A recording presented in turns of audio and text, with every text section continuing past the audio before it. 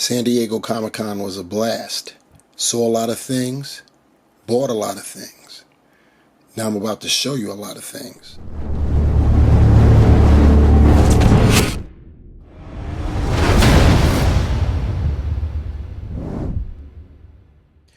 What is good, my peeps? It's the ruckus. A little worse for wear. You can hear it in my voice, a little hoarse.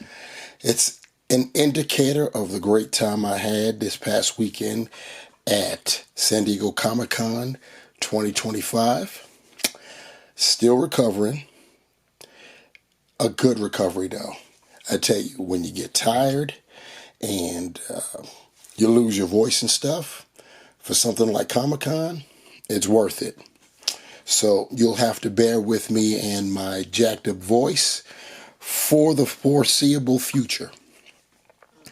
As I stated in the opener, bought a lot of things, and we're going to kick off today with what I bought. I did have a haul video, so you already know the things that I've purchased. We're going to start checking them out. What we got going on right here, we saw this was announced prior to the con, about 2-3 weeks before Comic-Con even got here, maybe a month. And it is a Savage Land 3-pack under the Gamerverse banner. As per the game Snap, I've never played the game. I didn't even know about the game until this 3-pack was announced. So apparently it's, I don't know what platform it's on or anything like that, but you see what it is right there. Our 3-pack, like I said, is under the Gamerverse banner, which I'm sure from here on out anything video game related will fall under the Gamerverse banner. We have Shanna, the She-Devil, which we have been clamoring for ever since the Zabu Build-A-Figure wave that had, of course, Zabu and included Kazar. Now with Shana, we've got that trio complete, so definitely a plus there. On our other side, which would be our right side, we have Rogue, as she appeared when she was stranded in the Savage Land. And dead center, we have a reissue. This was a Build-A-Figure at one time. We've got Sauron, who's been, paint updates. I don't know if there's any other updates per se to the actual figure.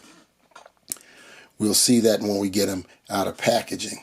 As far as that packaging goes, you see that nice artwork there down at the bottom.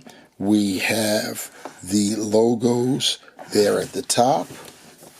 We've got some artwork of a Tyrannosaurus Rex on one side and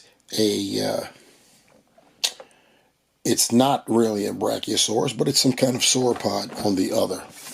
Then on the rear, we have some large thumbnails of the 3 figures, the 3 characters, and there are numbers there, 3, 2, 3, 4, 3, 4. I don't know what they stand for. It must have something to do with the game. So for this review, that is neither here nor there. Looking at our figures out of the packaging, still in the clamshell, we can clearly see the accessories that come with our trio. Starting on our left with Shana, we have a spear. We've seen this spear before with Shuri, with Kraven the Hunter. We also have a rifle with scope. I believe we've seen this also before with Kraven the Hunter. I think it was the same rifle. I could be wrong about that. Shanna also comes with a knife. You see that on her left side. And 2 additional pair of hands. She's got graspers. And she has the typical female hands that we've gotten for centuries, it seems like. Moving over to the far right for Rogue. You see she's looking good in her Savage Land modified attire. She also has the same spear, only hers has some ornamentation on it. She comes with a knife as well. It's the same kind of knife that Shanna has. She also has two sets of hands, sea grippers and those reachers, if you will. Then dead center, we have got Sauron, and we could see that if you have or have seen the Build-A-Figure, you can tell that there are some aesthetic differences. In other words, paint apps. We will investigate that more closely when we get our human Pteranodon out of packaging. He comes, you see that he's got his tail, which you just basically install on the rear. He comes with effects. Those are hypno effects. Sauron has the ability to hypnotize. Among his other abilities, he can definitely take you under, so to speak. Since the Marvel Legends collecting community has seen this guy before, we will kick off with Sauron. Besides, the two ladies are the true highlights of this 3-pack. Anyway, you see I've got him with his wings extended. And what we will do initially is take a measurement of those wings. I wasn't recording videos back when this guy came out, so I have no record. So I will get the measurements for his wings right now. His wings from one tip to the other tip is about 16.5 inches. As far as the height of Sauron, remember he was formerly a Build-A-Figure, so he had some height to him, and that comes in at about, with his head, if you go to the top, I'll put it back here, if you go to the top of his crest, if you will, he's at about 9.5 inches. If you go into, what would be considered the top of his head where the eyes are, that's about 8.5 inches. So Sauron was definitely a nice sized Build-A-Figure. And he needed to be because he's a 7-footer. I think he's either 7 foot straight up or something like 6'10". So he's pretty tall in the comics. As far as his look, we'll get him in a little bit closer so we could see what we're working with here. To get him completely in the shot, I've got his wings crossed. It should be noted that, speaking of those wings, I'll move one, that they connect. You can disconnect them right there and put them back. And of course you can extend them. Turning them to the back, I want you to see the lever. You can see it's a slit there, so you can go up and down with that slit. That's where the tail, which is a bendy wire tail, so you should love that. That goes on. Just put it in. You see there's like a little divot there that you have to get it over, pop it past it, wiggle it, whatever, and there you have it. So now Sauron is fully equipped, if you will. Looking at the head sculpt, I want you guys to see what's going on with those eyes. That's the first thing. You can see that they're painted with hypnotic swirls. That's because, as I stated before, Sauron has the ability to hypnotize. His head, you see the different color apps going on there. This kind of like a very dark shade of green. And then when you get to his beak, We've got like a mustard yellow color, and then a lime color for the lower jaw. We've got some nice scalation going on. Oh, I'm up there doing that, and his wing is in the way. Okay, there we go. So once again, the lower jaw is like a lime green. We've got scalation going on there. His jaw is articulated, so it will open like that. And you see we've got some nice a red tongue there, and the teeth individually painted, and you've got gum material there that's painted the same kind of pinkish red. You got that on both sides. Looking on at the top, we've got the teeth, and we do have the pinkish red going on up there as well. Nothing else going on back there except the hinge for how this closes, and it looks cool there. And you got that crest there. He does resemble an anthropomorphic pteranodon, which for the longest time was the most famous and most popular pterosaur. But that has long since been replaced, I would assume, by the Quetzalcoatlus, as that is a larger pterodactyl than Pteranodon was. And Pteranodon was no slouch with his wingspan of about, his wingspan I believe was 27 feet from tip to tip. Pretty nice. Yeah, I'm also a dino nerd as well. Check out Ruckosaurus Rex, shameless plug. Anyway, looking at the wings, I'm going to open one side up. We got the nice paint apps, of course the green, and then the lime, kind of like dry brushing going on, even down on the rib cage, pretty nice. And we got some on that bicep as well. The wing itself, got it fully extended. You could see that we've got that same dark green on the membrane, I guess, and then the attaching skin is got like a greenish yellow kind of color. Looks pretty cool right there. I love the membranes going on in there. Pretty nice. You've got that, of course, on both sides. Pretty cool. We've got some curvature.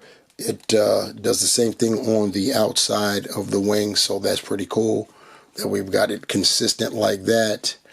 We've got a purple loincloth. Something, I tell you, Marvel with their green and purple is something else, but we've got that. It's in shatters, tatters, and stuff like that. It's just a molded purple. Then we've got the legs, and we've got, once again, the base color is that dark green, and then we've got the lime green going over the scales. It brings out the scale work, I'll say that. And we have a change down here. We have pinless legs. The Build-A-Figure, the legs were pinned. We'll see that momentarily. So that's a change right there. You gotta love that. Go down to the feet. The nails are painted brown. So you gotta love that. Yeah, the voice is jacked up, guys. Bear with it. That's Comic-Con voice right there. And then, of course, the tail, the tip of the tail. We've got the lime green feathering, I guess we'll call it. You know, it's a rudder, so to keep it stabilized, keep him stabilized while he's flying. And once again, it is bendy wire, so you can just play around with that big time. And cool. I'm going to cross his arms again to get him fully in the shot.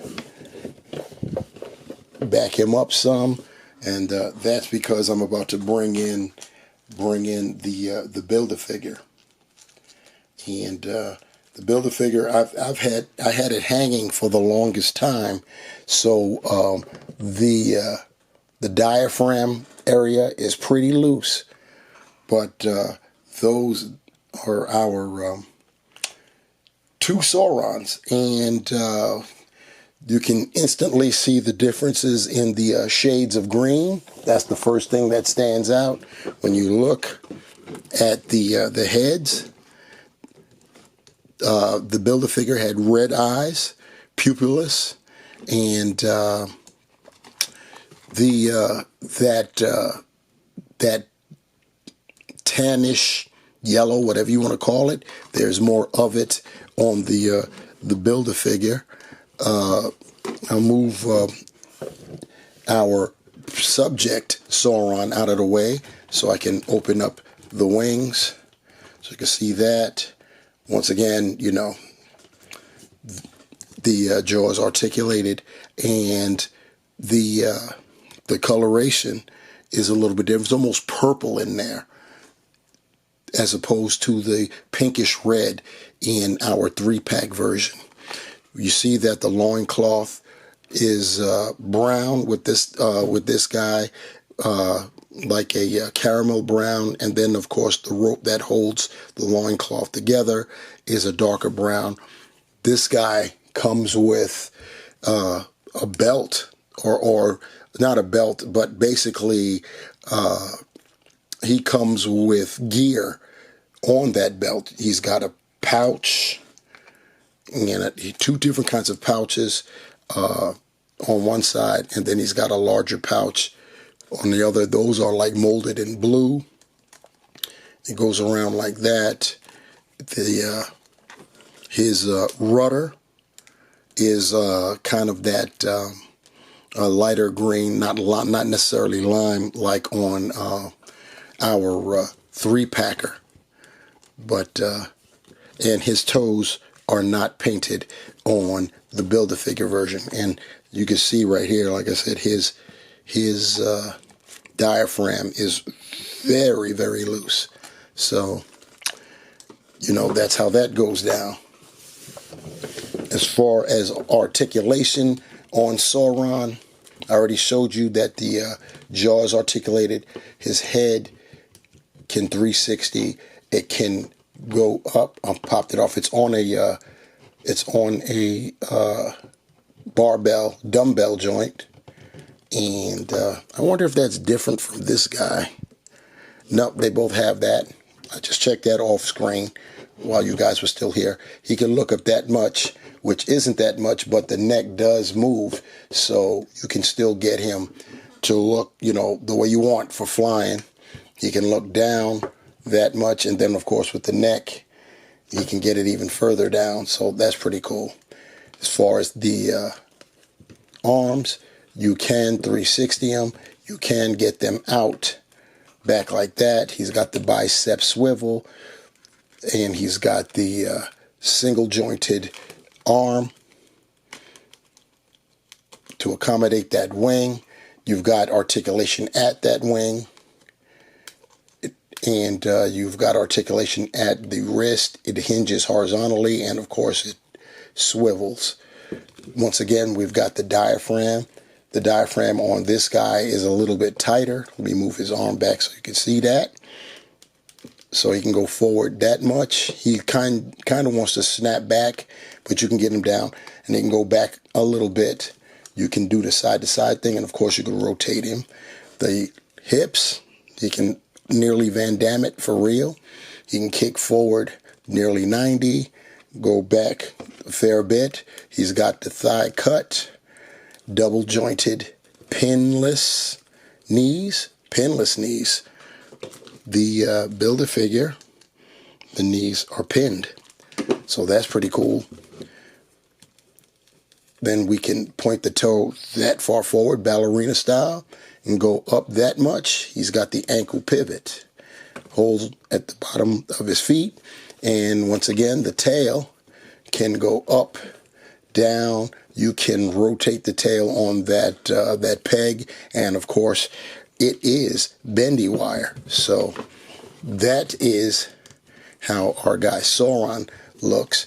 And he does come with one accessory, and that would be his hypno effects, which, as you can see, they spread out and get bigger. You basically clamp it down to the bridge of his beak, his nose, if you want to call it that.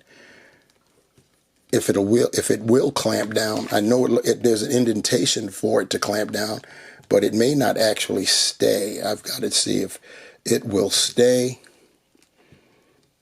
or if you have to just basically rest it up there. Oh, yep, it looks like you have to rest it. I will try to get it one last time. If not, I will just make it kind of stay. It wants to fall off. It wants to fall off, but I want you guys to see it. It just fell off right there. For the closing shot, I'll have it in effect, so you'll see what it really looks like. But it's cool that this was included. Anyhow, that is Sauron. Next up, we have Shana the She-Devil, wife to Khazar, Lord Kevin Plunder himself. And we are very happy to get this lady because that completes our little Savage Land family with Khazar and Zabu. This figure is, well, you can't call it inaccurate because, you know, it's a choice if you want to wear shoes or not. But normally we see Shana basically barefoot. This time we've got her with boots, and I don't think most of us would have preferred her that way, but that's what we got. So I'm glad that we've got her at all. So that is pretty cool. We're going to take a look at her close up. Looking at her head sculpt, very, very nice. She looks like she's a little perturbed at something. Married life, I tell you. But it's still a very lovely portrait. I'll give it that for sure. The digital print technology is on point again. She's got the hair. It's windswept to her left. A lot of people would probably be down, you know, on that because, you know, they look at it as limiting the options. They prefer to just be straight down. I kind of never really, you know, it never really bothered me when we had windswept hair. Just deal with it, you know. The yellow, there's no wash in the yellow, but the design is still pretty nice. Speaking of design, her attire, you know, of course it's going to be like tattered style. It's like it was, you know, once a full, looked like may have been a onesie, the way it, when you look at the top and the bottom. But you've got the tatters. It's basically a tannish brown, a darker, a grayish kind of brown, I guess. No, not gray. It's tan. I'll go with the tannish brown. And then the tatters are kind of green. You got that. And that goes to the back as well as I move her head out of the way. She's got on her right arm a bicep band right there. And we've got some stitching that's that same color as the tatters. She's got wrist wraps, pretty nice there, and she's got a wristband on her left arm. Then below she has her loincloth, I guess, same diff with the tatters, and she has provisions for holding onto her knife there. So that's pretty cool. And then on the rear, more of the same. Then there's those boots. They've got the fur going on right there.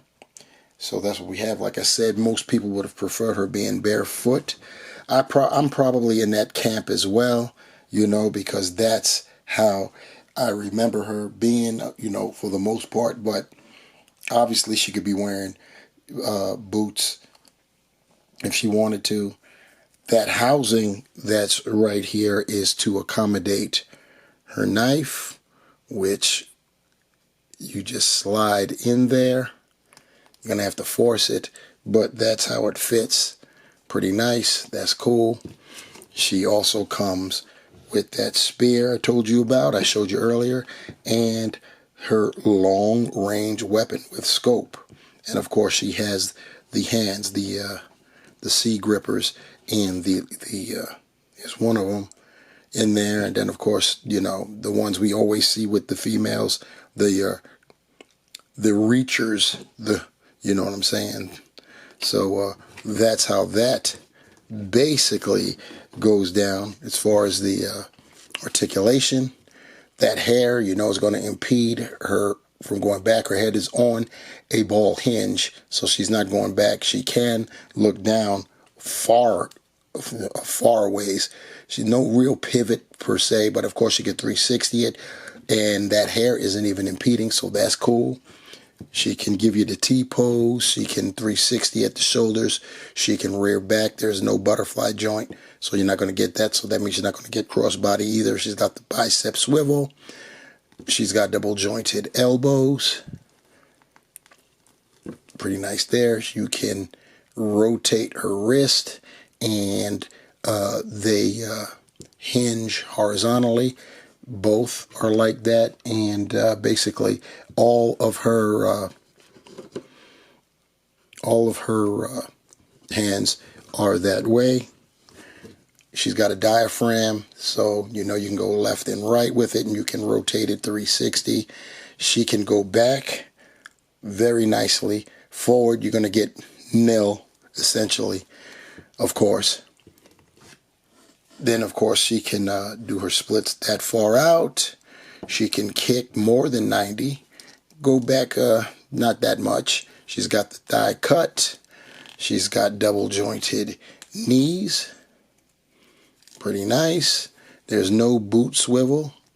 She can point her toe forward that far, up that far. She's got the ankle pivot, and I don't see any peg hole. At least not on the left leg. She has no peg hole at the bottom of her feet. That is very peculiar. But that is our look at Shana the She-Devil. Here's our first family portrait of the Plunders. We've got Khazar, who came in the Zabu Build-A-Figure wave, and of course the aforementioned Zabu. We've got them all together, so looking pretty good there. And if Shana was highlight 1A in this set, right here, Rogue is definitely highlight 1, straight up. This is, I think, the figure that most are looking forward to in this set, with Shana as a very, very close second. You know what I'm saying? Of course, that's subjective, but that's what I believe. Anyway, what we got here is Rogue in her tattered, modified X-Men uniform, made to order for life in the Savage Land, for sure. We see that she's got the yellow, the green, as she's known for having. And, yeah, we will go ahead and take a closer look at Rogue. First thing I want to point out is how lovely her portrait is.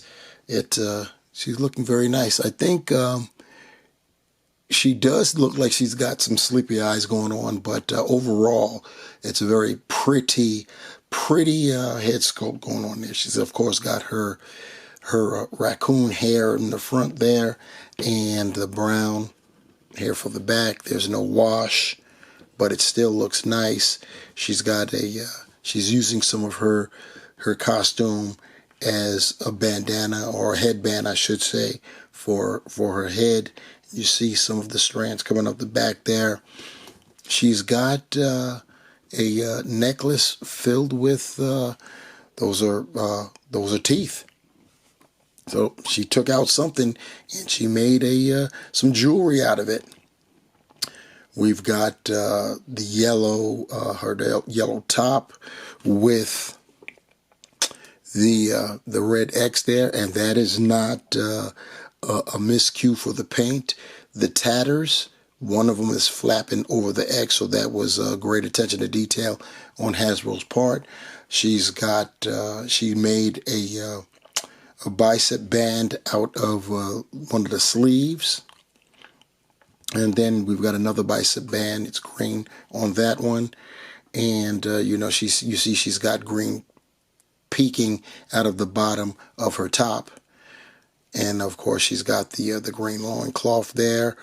She has her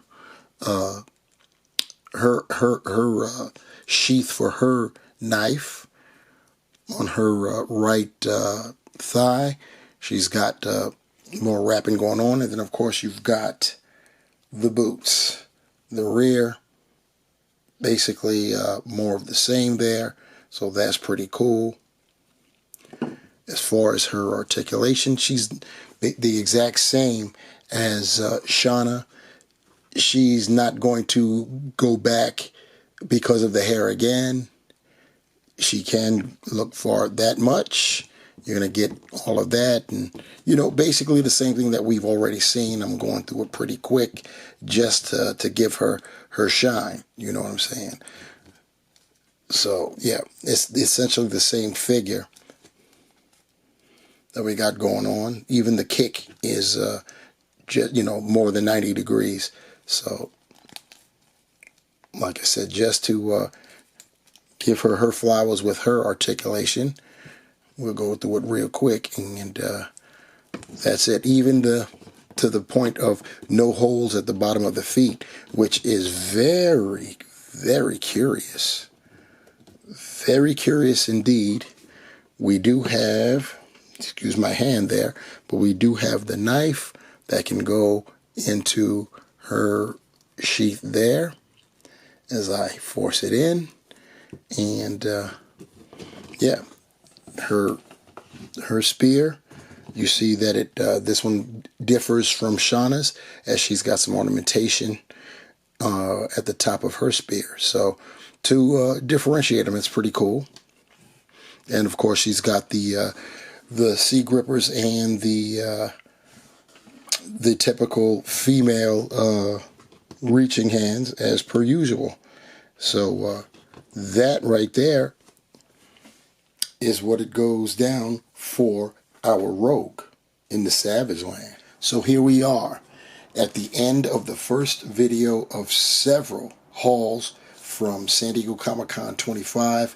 This go around we're talking about the Marvel Legends Gamerverse Savage Land 3-pack consisting of Shana the Sea Devil, Sauron, and Rogue, all as they appear in the Snap game, which once again I don't know what that is. I don't know what platform it is, but that's the game. And this set is under the Gamerverse banner. It is a Comic-Con exclusive. Comic-Con may be over, but at some point in the next few weeks, Hasbro will have this set up, limited quantities, so you're going to have to be on it, doggone it, if you want it. And that's how it's going to go. And they do go quick. If it's a sought after set from Comic-Con, it will go, and I mean quickly. So be on it that day. I don't know what day it is. A lot of times the word comes out. When I say last minute is giving it too much time. But stare the course and you may get yours. Anyway, as far as the set is concerned, very, very nice. The ladies, of course, are the highlight of the set. Sauron, we've seen before, as a Build-A-Figure. They did some differences with the paint apps. They gave him an effect piece, hypnotic effects, and as you can see, I've got it on there. It does snap on there. You just have to find the sweet spot, and you will be able to accomplish that. The ladies are on the same exact buck. They just have different head sculpts. They have the same exact knives, technically the same exact spear. Rogue has some ornamentation to differentiate her spear from Shana's, and yeah, it's basically nice. Their boots are different. Shana has the furry tops at her boots, whereas Rogue has the tattered style of boots for her. Both ladies are nice. Of course, they've got the articulation, and you know, they come with 2 additional sets of hands apiece, so that's cool. Shana, as you already know, we get to complete our plunder family. We've got Khazar and we've got Zabu, and now with her, that completes it, and you can go ahead and get some Savage Land action going on for real. As far as Rogue is concerned, maybe this is the start of getting some other figures that are Savage Land based. I know Magneto was stuck in the Savage Land with Rogue, and he also ended up with a tattered costume. So maybe that's on the horizon as well. We just have to wait and see. Anyway, what do you guys think about this set? You think it's SDCC exclusive worthy, or you know, meh? Would you have preferred having something other than Sauron, a reissue, being a part of this 3-piece? You know, they could have put I don't know, a raptor or something in there. You know, so anyway, this is what we got. It's pretty cool, and I hope you guys like this particular end scene, because that's how we are going to bounce up out of here. Let me know what you think in the comment section below. Hit the notification bell, because we're going to see a few more items that I got from Comic-Con, both here and on my GI Reviews channel, because I did pick up some G.I. Joe stuff. So I'm going to take my horse voice and my figures and go home. You guys, thanks for rocking with me. You take care until next time. Peace.